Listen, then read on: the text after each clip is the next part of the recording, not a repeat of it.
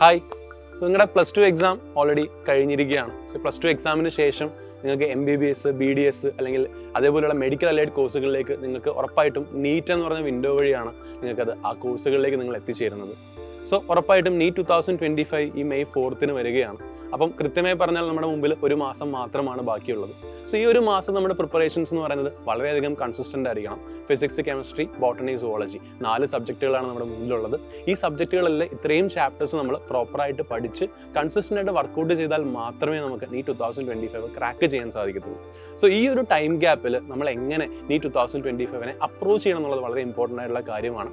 അത് തന്നെയാണ് സൈലത്തിൻ്റെ end game നിങ്ങളുടെ മുന്നിൽ വെക്കുന്നതും.